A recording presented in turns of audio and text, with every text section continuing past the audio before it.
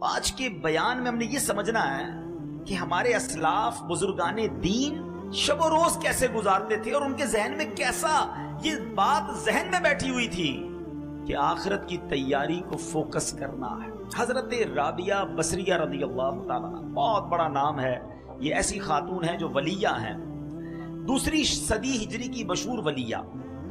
آپ رحمت اللہ تعالیٰ علیہ اللہ پاک اور اس کے پیارے حبیب علیہ الصلوۃ والسلام سے بڑی محبت کرنے والی اور خوف خدا میں رونے والی، عبادت گزار، شب بیدار خاتون تھی۔ آپ نے 50 سال ایسے گزارے کہ نہ بستر پر لیٹ کر آرام کیا، نہ تکیے پر سر رکھا۔ آپ کی خادمہ حضرت عبدہ بنت شوال رحمت اللہ تعالی علیہا فرماتی ہیں کہ حضرت رابعہ ساری رات نماز میں مصروف رہتی، صبح فجر سے پہلے مصلی پر لیٹ جاتی، کچھ ہی دیر کے بعد گھبرا کر اٹھتی اور خود سے کہتی، نفس تو اس ناپائیدار دنیا میں کب تک سوتا رہے گا؟ دنیا تو تنگی کا گھر ہے، پھر یہاں اتنی نیند کیوں؟ آج کچھ دیر جاگ لے، نیکیاں کما لے، قبر میں میٹھی نیند سو جانا، وہاں قیامت تو کوئی نہیں جگائے گا۔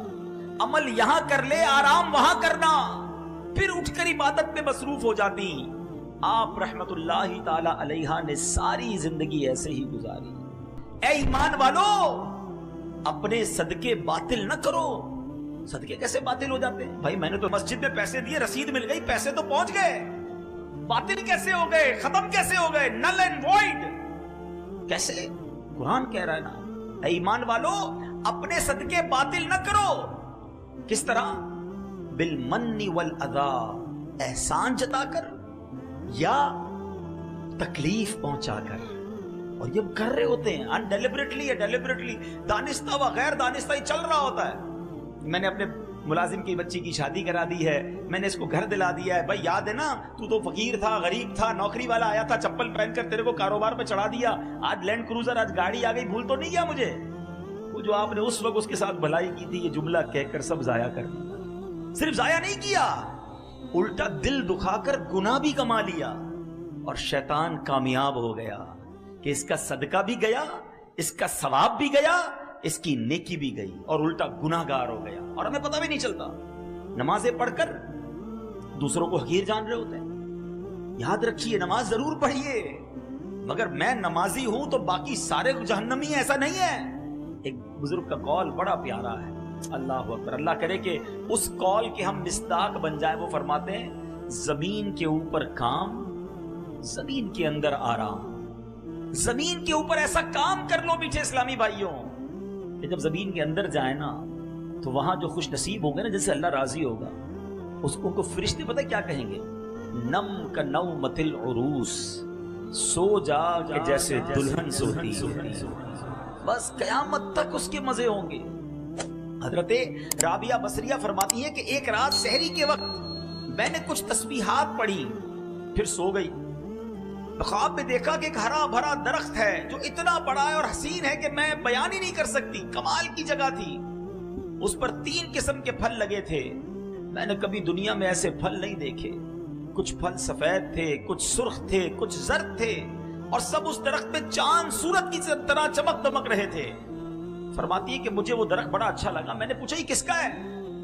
تو کہنے والے نے کہا یہ آپ کا ہے، اور جو ابھی آپ نے تسبیحات پڑھی ہیں اس کا بدلہ ہے۔ یہ اللہ کا ذکر کر رہی تھی نا، یہ اس ذکر کا بدلہ ہے۔ تو فرماتی ہے میں درخت کے ارد گرد گھومنے لگی کہ میرا درخت ہے، تو دیکھا کچھ پھل زمین پر گرے ہوئے تھے۔ تو آپ نے کہا کہ کاش یہ پھل بھی درخت پر موجود ہوتے تو کتنے اچھے لگتے۔ تو کہا کہ یہ وہی لگے ہوئے تھے، مگر جب تسبیح پڑھتے ہوئے آپ سوچنے لگی نا اپنے آٹے کے بارے میں کہ آٹا صحیح گوندا تھا کہ نہیں گوندا تھا، خیال تھوڑی دیر کے لیے ڈسٹرب ہوا تھا، یہ اس وقت یہ والے پھل نیچے گر گئے تھے۔ اس سے سیکھنے کو کیا ملا میٹھے اسلامی بھائیوں؟ عبادت اللہ کی رضا کے لیے اور صحیح خشوع و خضوع کے ساتھ کی جائے، اس کا مرتبہ، اس کا ثواب، اس کا اجر ہی اور ہے، اور عبادت کرتے ہوئے دھیان ہی کہیں اور ہے۔ ہمارا تو حال یہ ہے کہ نماز پڑھیں تو ساری فیکٹری کا حساب چل رہا ہوتا ہے، پورا دن کیسے گزار۔ پہلے ہمیں یہ سمجھنا ہوگا شیطان کیا چاہتا ہے۔ جب تک ہم اپنے دشمن کے وار نہیں سمجھیں گے نا، ہم انڈرسٹینڈ نہیں کر سکیں گے۔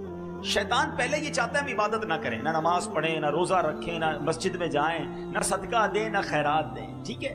وہ تو یہ چاہتا ہے کہ معاذ اللہ ہم بڑے بڑے گناہ کریں، بدکاری کریں، شراب پیئیں، جوا کھیلیں، قتل کر دیں، بڑے بڑے گناہ کروانا چاہتا ہے۔ وجہ کیا ہے؟ شیطان اللہ کی بارگاہ سے مردود ہو چکا ہے، گارنٹیڈ جہنمی ہے۔ وہ چاہتا ہے میں اکیلا کیوں جاؤں، میں ان کو بھی ساتھ لے کے جاؤں، ان کا ایمان برباد کروں۔ اچھا جب وہ دیکھتا ہے نا کہ یار یہ بندہ تو دعوت اسلامی کے ماحول میں آ گیا ہے، مذہبی ہو گیا ہے، نمازی ہو گیا ہے، اب وہ دیکھتا ہے میں اس سے نماز نہیں چھوڑوا سکتا۔ ہاں ایک کام ہو سکتا ہے کہ اس کی نماز میں خیالات ڈال دوں، اس کی نماز میں اس کو ڈسٹرب کرنا شروع کر دوں۔ یہ مسجد میں جا رہا ہے ہفتہ وار اجتماع میں، تو وہاں جا کر بھی اس کو کہوں یار موبائل نکال، چھوڑ، بیان کا کیا کرنا ہے، ابھی بھی لگے ہوئے ہوں گے کچھ لوگ موبائل پہ۔ اچھا خیالات کہیں اور ہوں گے، تھوڑی دیر بعد اٹھائے گا کہ چل یار مزہ نہیں آ رہا، باہر چلتے ہیں۔ وہ نیکی سے رکواتا ہے، سمجھو بات کو۔ اول تو نیکی نہیں کرنے دیتا، ہم کر لیں اب اسے ڈسٹرب کرتا ہے، اب اس کو برباد کرنے کی کوشش کرتا ہے۔ صدقہ خیرات دینے کو جی نہیں چاہتا، زکات دینے کو جی نہیں چاہتا، اب جس کا دل چاہا اس نے دے دی۔ اب شیطان کہتا ہے یار اس نے تو نیکی کر لی، اس نے تو اللہ کی راہ میں خرچ کر لیا، اب اس کا صدقہ ڈسٹرب کیسے ہوگا، اب اس کی زکات برباد کیسے ہوگی۔ اب شیطان دل میں خیال ڈالتا ہے ذرا لوگوں کو بتانا تو نے کتنے پیسے دیے، چندہ کتنا دیا، کتنی بڑی نیکی کی۔ اچھا جس کو دیا اس کو ذرا جتا، یاد ہے نا میں نے چندہ دیا تھا، بھول تو نہیں گیا تیری مدد کی تھی۔ اس وار کو سمجھو میٹھے اسلامی بھائیوں، اتنا مردود، اتنا مکار ہے کہ پہلے نیکی نہیں کرنے دیتا اور نیکی کر لیں تو بچنے نہیں دیتا۔ ایک بزرگ کے بارے میں آتا ہے نا کہ وہ اپنے بیٹے کے ساتھ کسی سفر پر جا رہے تھے، رات کا وقت ہوا، مسافر خانے میں رکے، تو بیٹا بھی نمازی، باپ بھی نمازی، تہجد میں دونوں باپ بیٹے اٹھے، تہجد ادا کی۔ سارے مسافر خانے میں قافلے والے سو رہے تھے۔ بیٹا کہتا ہے ابا جان یہ کیسے لوگ ہیں، سارے ہی سو رہے ہیں، کسی نے تہجد نہیں پڑھی۔ اللہ اکبر، وہ والد تھے نا، وہ اللہ والے تھے، کہتے بیٹا تو بھی سویا رہتا تو ٹھیک تھا، تو نے آج تہجد پڑھ لی، تجھے باقی لوگ سارے حقیر نظر آنے لگے، اس سے بہتر تو بھی سویا رہتا تو ٹھیک تھا۔ تو یہ وار شیطان کے سمجھو، شیطان نیکی کرنے کے بعد جیسے ہم نیکی کرتے ہیں نا اس کو بے چینی شروع ہو جاتی ہے، اب وہ پلاننگ کرتا ہے کدھر سے اس کی نیکی چھین لوں، کدھر سے اس کی نیکی ڈسٹرب کر دوں۔ جب تک ہم یہ سمجھیں گے نہیں، حضرت رابعہ بصریہ رضی اللہ تعالیٰ عنہ جیسی ولیہ فرماتی تھوڑی دیر کے لیے تسبیح کرتے کرتے دھیان کہیں اور گیا تو وہ جنت کے درخت پر جو پھل لگے تھے وہ گر گئے۔ ہمارا تو روز ہی دھیان کہیں اور ہوتا ہے، ادھر دعا کرتے دھیان کہیں اور ہوتا ہے، اللہم آمین آمین آمین کہہ رہے، پتہ نہیں امام صاحب کیا دعا کر رہے ہیں، کبھی ادھر دیکھ رہے ہیں، کبھی ادھر دیکھ رہے ہیں، کبھی داڑھی کھجا رہے ہیں۔ کبھی سوچا ہے نماز اور دعا کس کے لیے ہوتی ہے، کس کی بارگاہ میں حاضر ہیں؟ اللہ اکبر کہہ کر ہم حاضر ہو گئے اللہ کی بارگاہ میں، اللہ میں حاضر ہوں۔ کبھی منسٹر، کبھی بڑے بڑے بزنس مین، کسی وڈیرے، کسی جناب بڑے شخصیت کے پاس جائیں اور اس کے پاس جا کر دھیان کہیں اور ہوتا ہے، یا اس کو فوکس کرتے ہو؟ اللہ کی بارگاہ میں کہیں اور دھیان ہے، مانگ رہے ہیں اللہ سے اور دھیان کہیں اور ہے، پھر کیسے دعا قبول ہوگی؟ علماء فرماتے ہیں اللہ غافل دل کی دعا نہیں سنتا، تو دعا میں دل ہی غافل ہوتا ہے، مانگ رہے ہیں اللہ سے، دھیان کہیں اور ہے۔ نہیں، اللہ ہی کی طرف دھیان ہو، اس کے دربار کی طرف دھیان ہو۔ اچھا اب آپ کہیں گے جناب آپ کہہ رہے ہیں بھائی دھیان تو ہے نہیں تو کیا نماز پڑھنا چھوڑ دیں؟ نہیں، یہ بڑا پرابلم ہے۔ جب کسی کو کہو نا یار آپ کی پرابلم یہ ہے تو کہتے ہیں میں نماز ہی نہیں پڑھتا، بھائی میرے تو دھیان ہی کہیں اور ہوتا۔ شیطان کامیاب ہو گیا، وہ چاہتا ہی تھا کہ آپ بے نمازی ہو جائیں۔ اب آپ مقابلہ کریں شیطان سے کہ اچھا میرے دھیان کو، میرے فوکس کو، میری عبادت کو شیطان برباد کرتا ہے، اب میں شیطان پر میں وار کروں گا، اپنی نماز بھی پڑھوں گا اور صحیح طریقے سے پڑھوں گا، دعا بھی کروں گا، فوکس کے ساتھ کروں گا، صدقہ دوں گا، کسی کو بتاؤں گا نہیں، اللہ کی رضا کے لیے دوں گا، نیکی کروں گا، اس کو انشاءاللہ کامیاب بھی کروں گا۔ یہ ہونا چاہیے نا ہمارا ذہن۔ امیر المومنین عمر فاروق اعظم رضی اللہ تعالیٰ فرماتے گناہ اگرچہ ایک ہو مگر اپنے ساتھ 10 برائیاں لاتا ہے۔ ابھی میں نے آپ کو عبادت کے فضائل بتایا نا، اب گناہ کی برائیاں سنو۔ لوگ کہتے ہیں یار تھوڑا سا ہی گناہ کرتا ہوں، ایک دو ہی بری عادتیں، سنو ایک گناہ کیا کیا لاتا ہے۔ نمبر 1 گناہ کرنے والا اللہ پاک کو غضب دلاتا ہے۔ نمبر 2 شیطان ملعون کو خوش کرتا ہے۔ نمبر 3 جنت سے دور، اور نمبر 4 جہنم کے قریب ہو جاتا ہے۔ نمبر 5 اپنی سب سے پیاری چیز یعنی اپنی جان کو تکلیف میں ڈالتا ہے۔ نمبر 6 اپنے باطن کو ناپاک کرتا ہے۔ نمبر 7 اعمال لکھنے والے فرشتوں किरामन कातिबीन को तकलीफ देता है, उनको गुनाह लिखना पड़ता है ना, गंदी बात, बुरी बात लिखनी पड़ती है। नंबर 8, प्यारे आका अलैहिस्सलाम को रोजा अनवर में तकलीफ पहुंचाता है, रंजीदा करता है। नंबर 9, जमीन और आसमान और तमाम मखलूक को अपनी नाफरमानी पर गवाह बनाता है।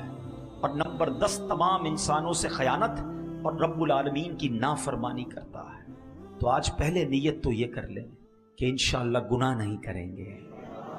हाँ, गुनाह छोड़ना आसान नहीं है, मगर मेरे लिए मुश्किल है ना, मेरे रब के लिए तो मुश्किल नहीं है। वो तो कवी है, वो ताकत वाला है, वो कुन फरमाए तो फयकून हो जाता है। पहले नियत कर लें और फिर अल्लाह से मदद मांगे कि या अल्लाह मैंने नियत कर ली है, बस तू मेरी गुनाहों की आदत निकाल दे।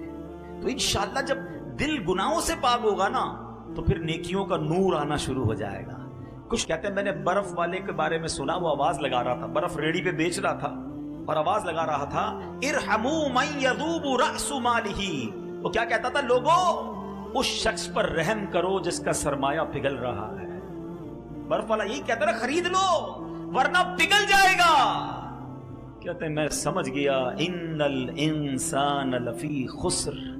इसका मतलब यही है कि जिंदगी बर्फ की तरह पिघल रही है। जो इस पे नेकी न कमाएगा वो नुकसान में रहेगा। बर्फ वाला सुबह बर्फ लेके निकलता है ना, उसको पता है शाम तक या तो बेचूंगा या पिघल जानी है। मीठे इस्लामी भाइयों, मेरी और आपकी जिंदगी भी यही है। वी डोंट नो कब चले जाएंगे। अगर आप उसको इमेजिनेशन के जरिए समझना चाहें ना, तजर्बे के तौर पे कह रहा हूं कि पैदा हुए ना तो हमारे हाथ में एक एक बर्फ का ब्लॉक दे दिया गया है।